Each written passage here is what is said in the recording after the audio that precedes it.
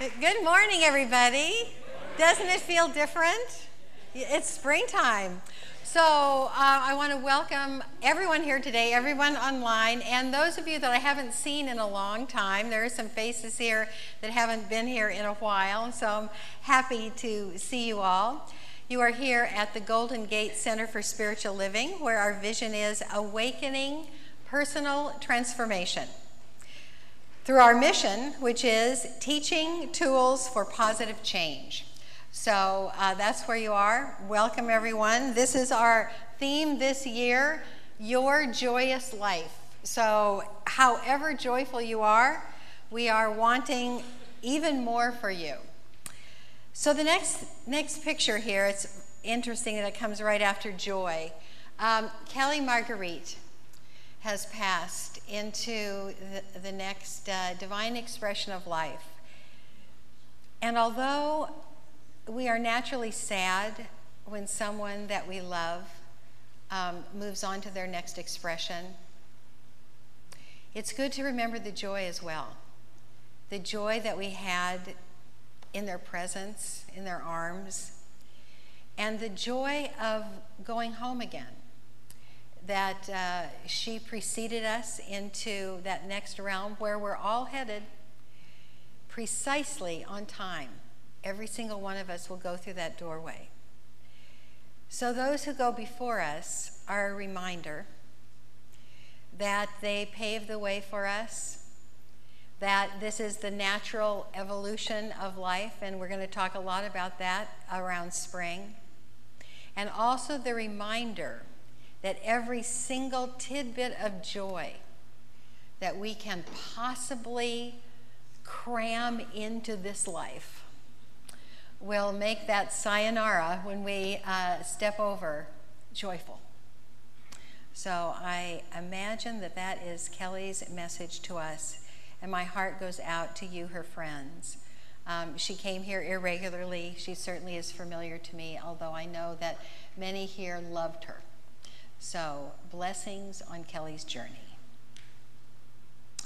So our theme for this month is divine expression is our natural calling. And you know, I kind of think that goes through the dimensions as well. We have a natural calling when we're here. I kind of think we don't sit around when we go over, that we'll have a natural calling over there as well. So it's, but we're concentrated here in this realm, in this life, and what we do here that is our natural calling, our way of expressing that unique life that is us in this realm of time and space. And so that's what we're looking at this month especially, and asking ourselves, have we found it?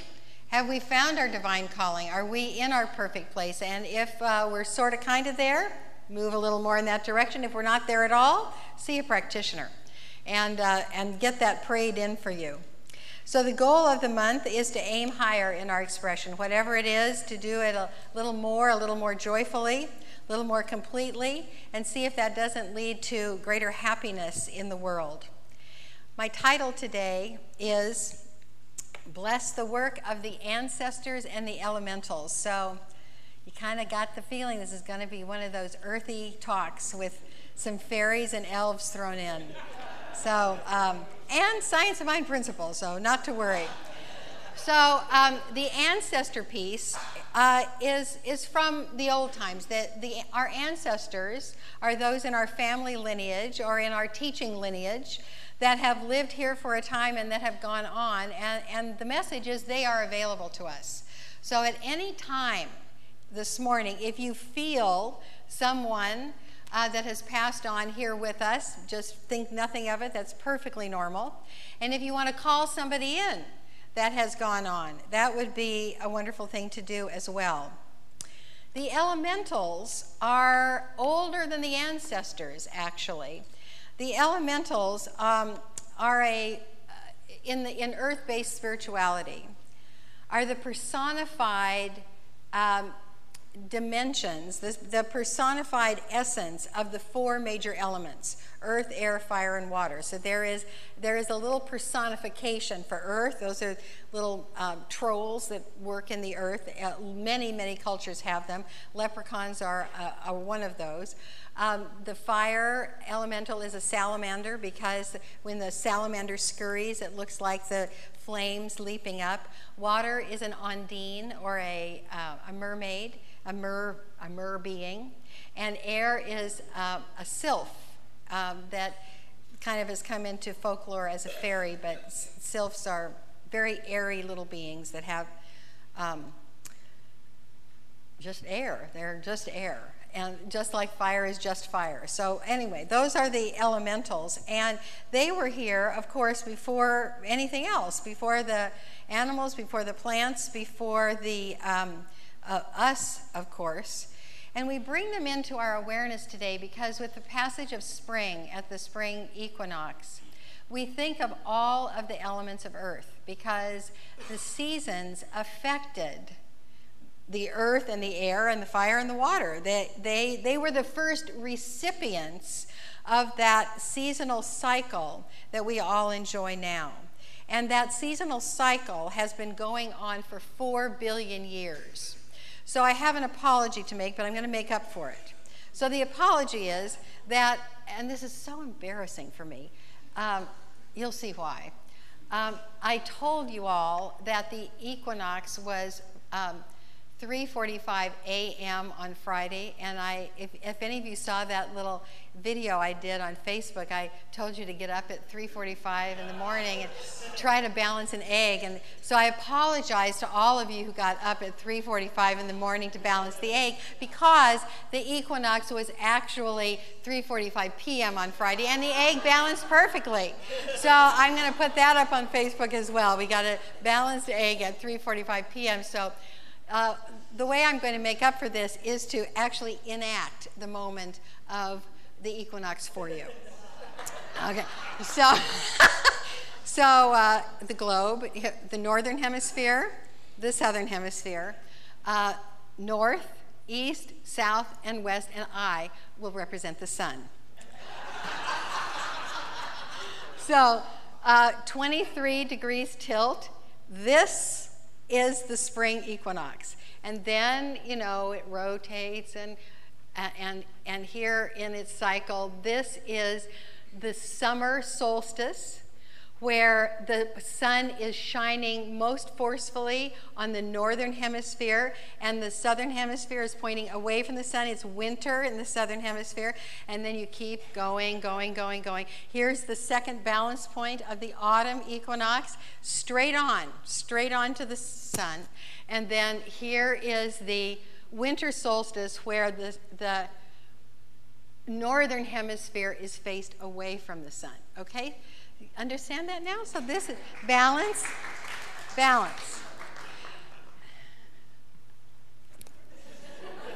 And that's to hug. Pass around and hug. The earth needs some hugs. So, earth, air, fire, and water. Oh dear. Globes and balloons, you know, they just take the energy away from the front of the room. But anyway, so as the seasons rolled and the ice froze and then melted and affecting the earth so that it broke up the earth, and eventually soil happened, and then the plants happened, and then the animals happened, and then we happened, all of us experiencing this consistency of the blessed cycles of the seasons, and everything experiences spring. So because we have had a warm winter and spring has felt like it's sprung a while back, I'm going to do a little meditation with you so you can get right here at the moment of spring with me. So if you would just close your eyes for a moment and think of a time, or imagine a time, when it was cold and dark. Cold and dark. Cold and dark for a long time.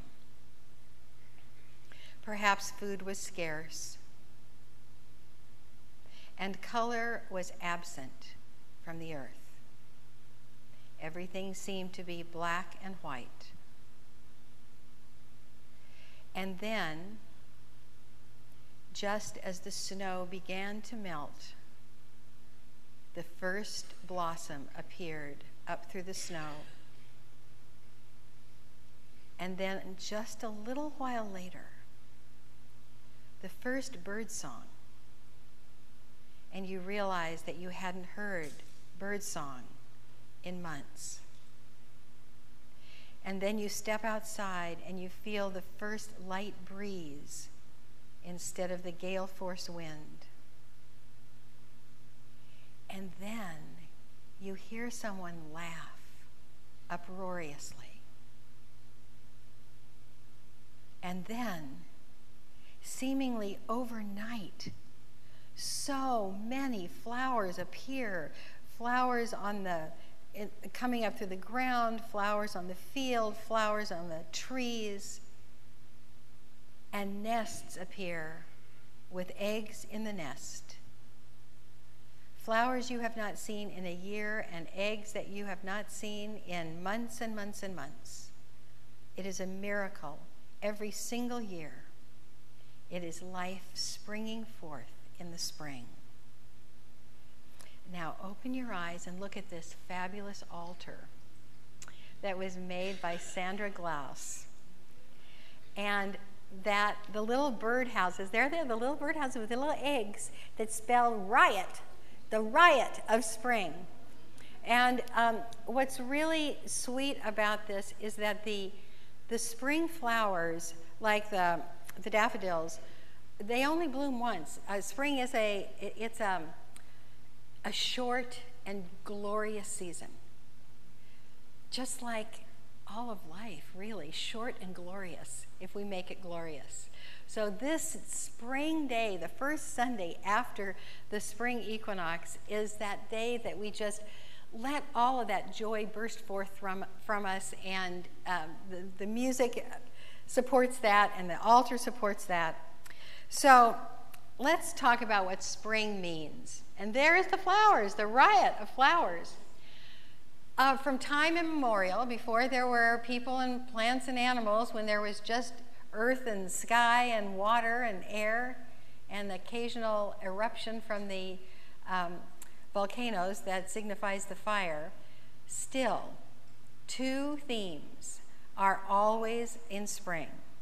One is immortality, that life never ends. It looks like it does, and it doesn't. And the next is manifestation, the appearance of new life, of flowers and eggs and babies of every single variety, two-legged, four-legged, all kinds of babies, and the energy of new beginnings. And so what we have in the spring is literally the miracle of life on earth, which is something coming out of nothing. It looked like nothing, and then all of a sudden, not only do we have something, but we have it in abundance. We have it all over the place. And that energy is what is manifesting in us right now, if you let it. That's the whole message of this morning, that this rising energy is for you to point in whatever direction you want to create stuff. That's the message of spring. So we're going to look at this in a little bit more depth and look at the essence of rebirth, which is actually a piece of immortality. It looks like life, death, and life again, but actually it's life, transformation, and rebirth. It's a piece of immortality showing us that death has no power. It has no lasting power. Now, I hesitate to say that there is no death, because that's what we've named the transition. That's what we've named it, when someone or something passes from this realm into the next realm. And it's a very mysterious tradition. And if you've ever been with a person making that transition, you know that something incredibly special is happening, and there literally is a rend in the worlds. And you know that your person is going to another place in God. Here was a place in God, and there is a place in God, and that's where they go. And all of a sudden, our elders become our ancestors. That's what happens. The elders become the ancestors. And it's very, very obvious in nature because there was green, and then it turns to brown, and then it turns to green and pink and yellow and purple again. That's what rebirth is about, and it's the gift of spring. It's tangible every single year. It reminds us that death has no power, that life is everlasting, and that's the truth in this realm with spring, and that's the truth in every realm that we have any felt sense into, that life is eternal. In our textbook, Dr. Ernest Holmes, who is the founder of our denomination, says this on page 377 in the immortality chapter. He says, "We are now immortal. Our contention is that dead people, not that dead people live again, but that a living person never dies." That's it. It's not that dead people live again, but that a living person never dies. And so our ancestors, you're immortal right now. You were immortal before you came in. You're going to be immortal now. Then you're going to be immortal when you go out. So our ancestors are those beings that have lived here and have gone on but are available to us still. So if there's anybody that wants to call in anybody right now, just do it in your mind. Just bring them on in and let's fill up the room, because they don't take as much space as they did when they had their bodies. And we're going to sing to them and sing to ourselves. So we're coming up to a spring song here. And the spring song has all of the elements of spring. It has rebirth, it has new life, it has ancestors, it has joy. So it goes on for like 3 stanzas, and you'll like it. And it's very easy to catch on. The name Ostara, by the way, is the name of the Germanic goddess that is the personification of spring. It's also the root word of Easter, of course.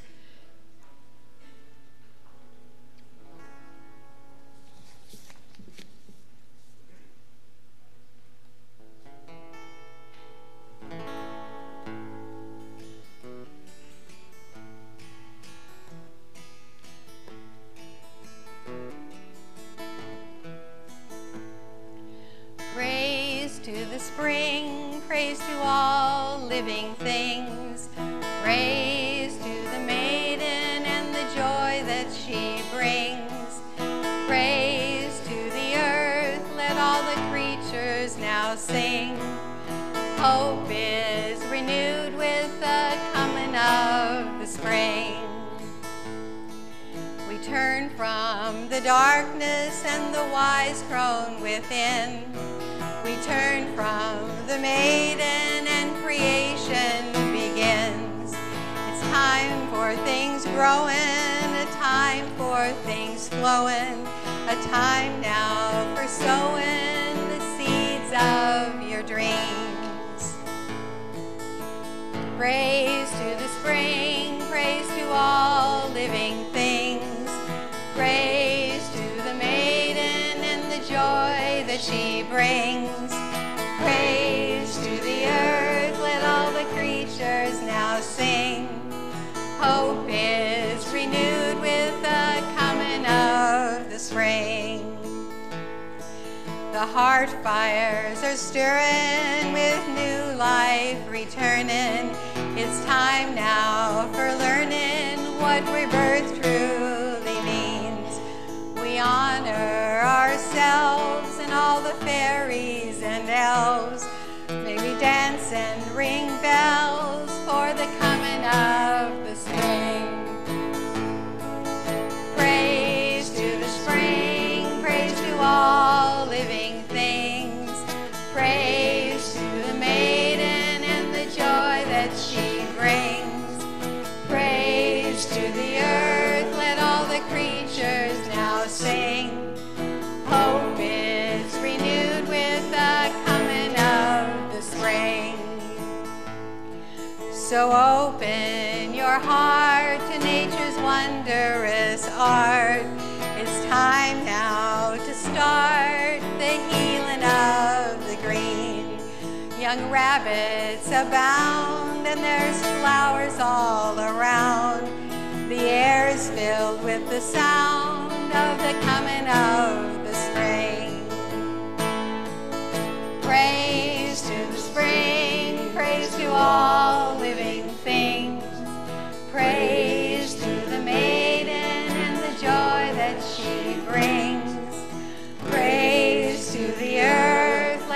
the people now sing. Hope is renewed with the coming of the spring. Hope is renewed with the coming of the spring. Give yourselves a hand. They are very good.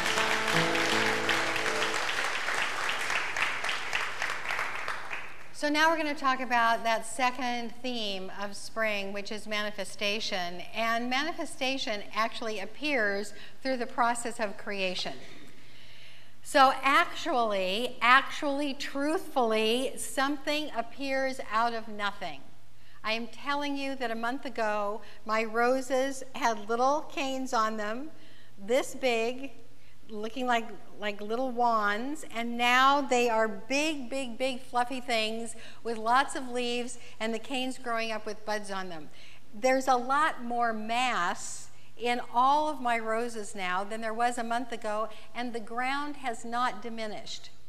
It wasn't that it replaced, they took some of the earth up and made the plants. They appeared out of nothing.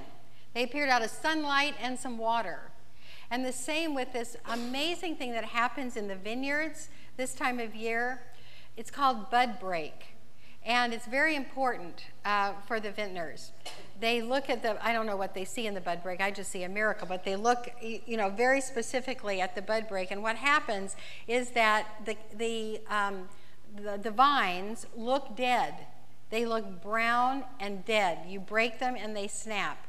And then all of a sudden, there are these green buds that break through the wooden stems, and it's called bud break, and that's the beginning of this season's grapes and wine down the line.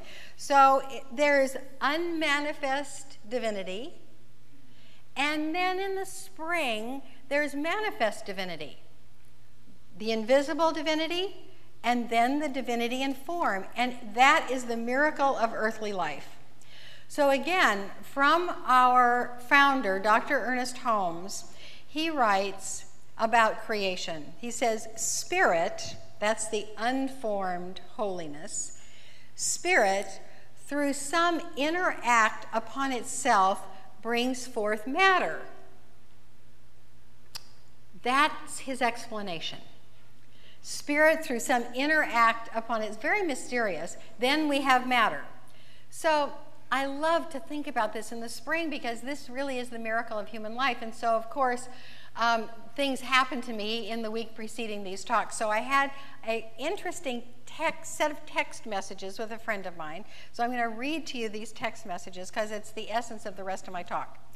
So he says to me, "You are creating your own reality. It's common sense and metaphysics." And then I add, "and science and magical tradition."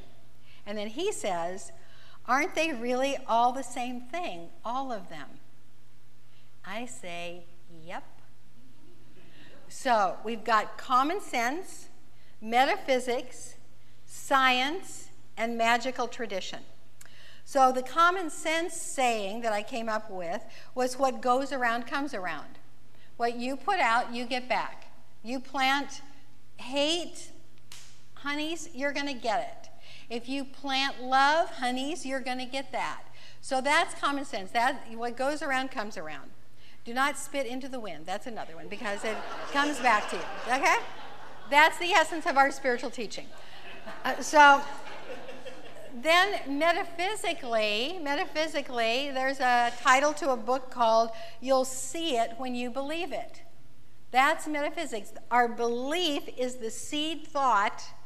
That's the unmanifest divinity. The seed thought manifests the seen divinity. So that's this. So we got that common sense and metaphysics are the same.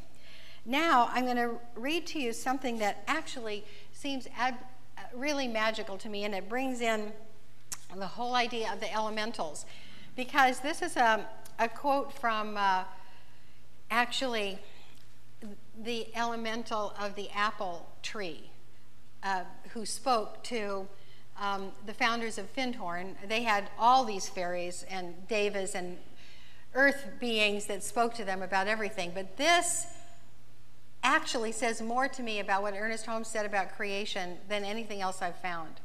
So this is what the apple deva says.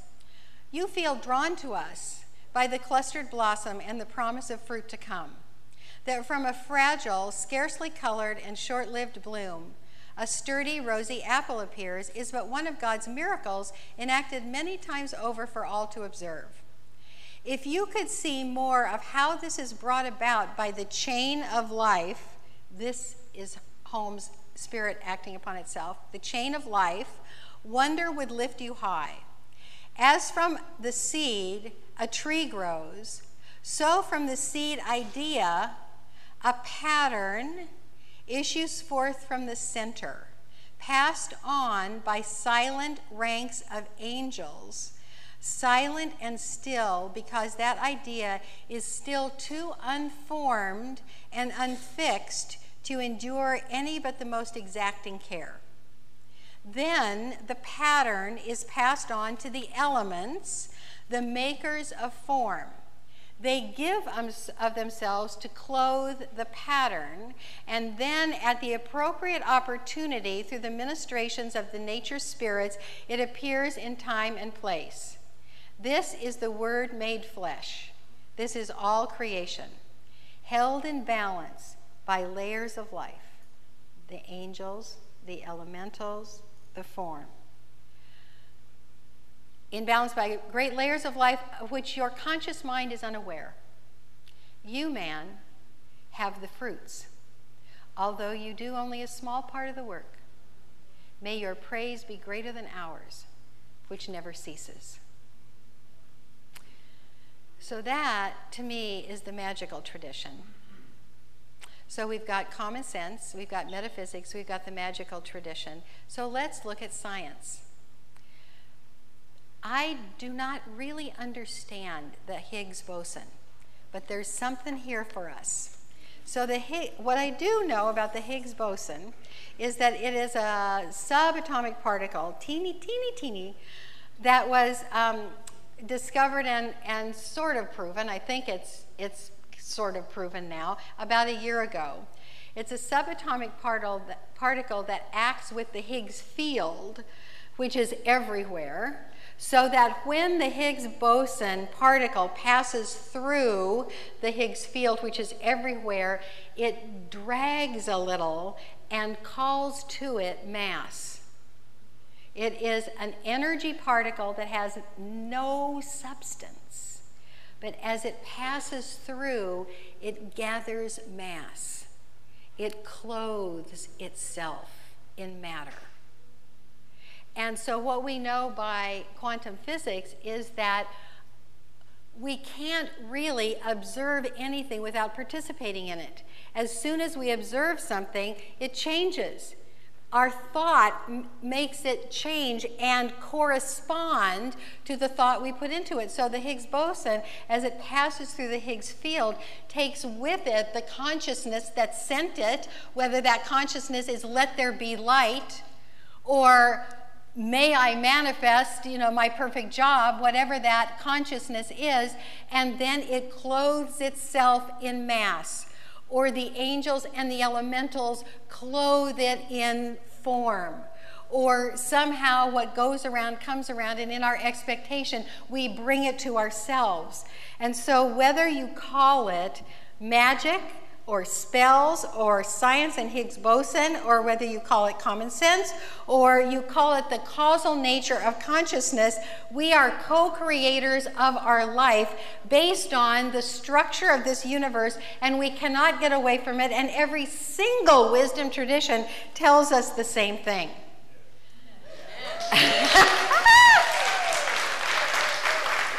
And that's what spring is all about. It says, remember, babies, remember, you planted the rose and the rose is coming. What else have you planted? What else do you want to come? In the book of Job, it says, thou shalt declare a thing and it will be established for you. Now that is as clear as it gets. You say a word, you claim, and it will be done for you. The particles will pass through the field. The little unseen hands will make it.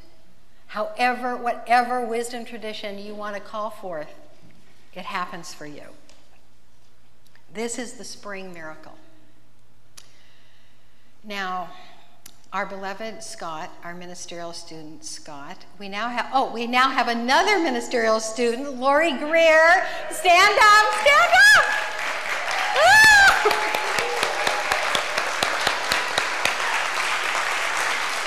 Yay! Oh, we are so rich. We are so rich. Well, one of our ministerial students, beloved Scott, says that he doesn't call them miracles, he calls them ordinaries, because they always happen. So whether you call it a miracle or an ordinary, my concluding little poem from Theodore Roethke is kind of in the ordinary tradition. The ordinary miracle of spring. This is a little poem that's called Vernal Sentiment. Though the crocuses poke up their heads in the usual places, the frog scum appear on the pond with the same froth of green, and the boys moon at girls with last year's fatuous faces, I am never bored, however familiar the scene. When from under the barn a cat brings a similar litter, 2 yellow and black and 1 that looks in between, though it all happened before, I cannot grow bitter. I rejoice in the spring as though no spring had ever been. Well, that's it, kids. Happy spring.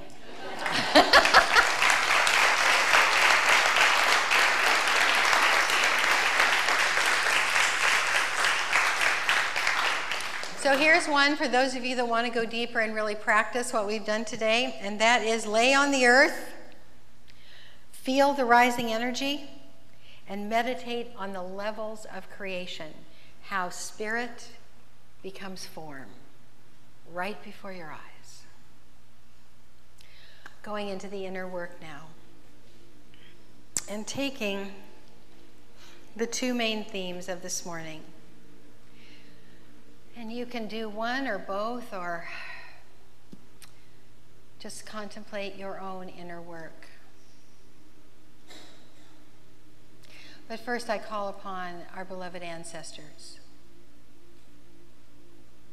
Someone that you have loved that is in that realm beyond this one. Someone that you knew, or someone that you knew of, or someone that you want to know. Someone that you believe has some wisdom that you would like right now for whatever it is you are creating. You bring the energy of that person into your awareness, and knowing that it is known, whatever you need to know, it is known. And because you have called this particular ancestor forth, probably it is known by that one. And so you simply ask, please show me, please tell me, please reveal to me, please guide me, please assist me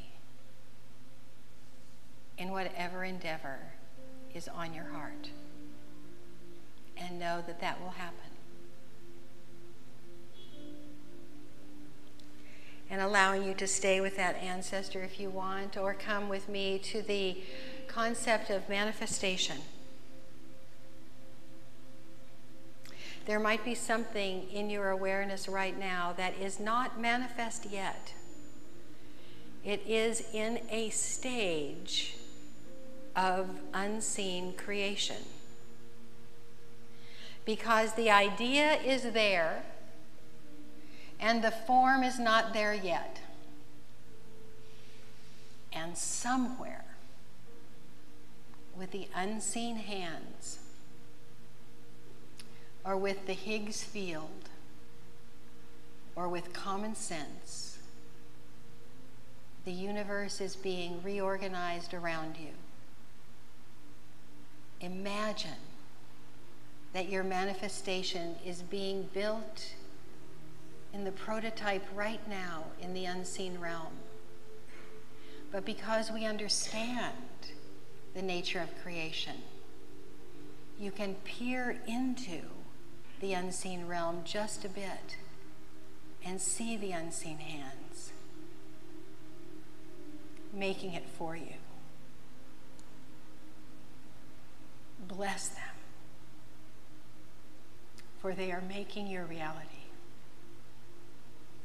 And your work is to keep your consciousness clear so that the unseen hands keep making the thing you want until it is made.